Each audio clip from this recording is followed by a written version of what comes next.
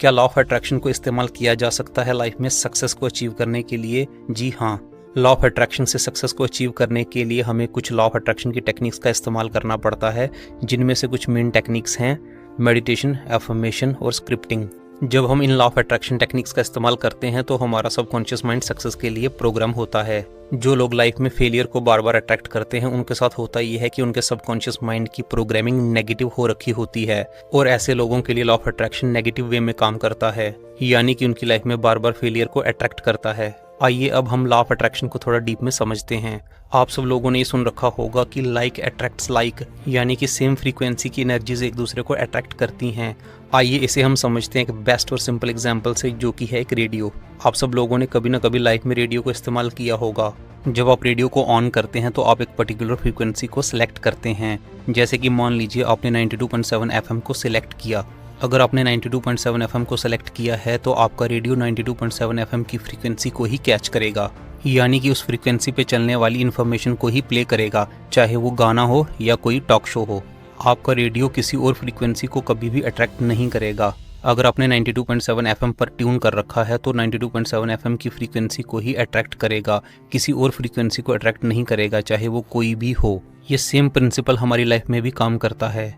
अगर बचपन से ही आपके सबकॉन्शियस माइंड की प्रोग्रामिंग फेलियर के लिए हो रखी है तो आप जितनी भी कोशिश कर लें, आप जितना भी हार्ड वर्क कर लें, आप सक्सेस को इतना इजीली अट्रैक्ट नहीं कर पाएंगे। मैं ये नहीं कह रहा कि आपको सक्सेस को अचीव करने के लिए हार्ड वर्क नहीं करना चाहिए, हार्ड वर्क तो करना ही है, लेकिन आपको अपने सबकॉन्शियस माइंड की प्रोग्रामिंग भी करनी होगी। बिना सबकॉन्शियस माइंड को प्रोग्राम किए आपको लाइफ में सक्सेस मिल जाए, इस चीज़ की कोई गारंटी नहीं है। अब आप लोगों के मन में एक सवाल आ रहा होगा कि आपने अपनी लाइफ में बहुत सारे ऐसे लोग देखे हैं जिन्होंने सिर्फ हार्ड वर्क करके अपनी लाइफ में बहुत बड़ी सक्सेस को अचीव किया है। अब यहाँ समझने वाली बात ये है कि क्या इन लोगों ने लाइफ में सक्सेस को अचीव करने के लिए सिर्फ हार्ड वर्क किया है या सबकॉन्शियस माइंड की प्रोग्रामिंग भी की है। ऐसे लोगों के सबकॉन्शियस माइंड की प्रोग्रामिंग एक अनजान तरीके से होती है, जिसके बारे में इन्हें भी पता नहीं रहता है। ये दो तरीके से होती है।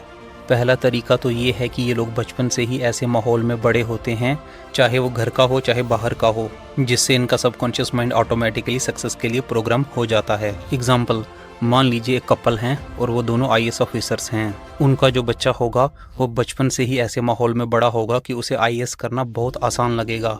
आप सब लोग ये जानते ही होंगे कि एक छोटे बच्चे का सबकॉन्शियस माइंड बहुत इजीली प्रोग्राम हो जाता है। उसके पेरेंट्स उसे जो भी बोलेंगे वो उसे वैसा ही एक्सेप्ट कर लेगा। इस केस में होगा ये कि उसके पेरेंट्स उसे कभी भी ये नहीं बोलेंगे कि IAS करना मुश्किल है, वो उसे यही बोलेंगे कि IAS करना ईजी है, बस थोड़ी सी मेहनत चाहिए।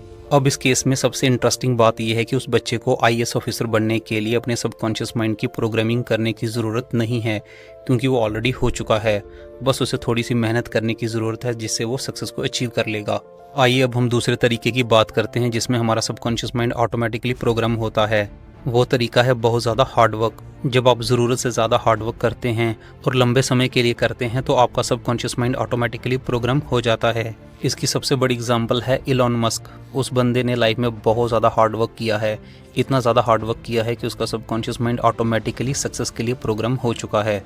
अब उसे ज़्यादा हार्ड वर्क करने की भी ज़रूरत नहीं है, क्योंकि उसका सबकॉन्शियस माइंड ऑलरेडी सक्सेस के लिए प्रोग्राम हो चुका है।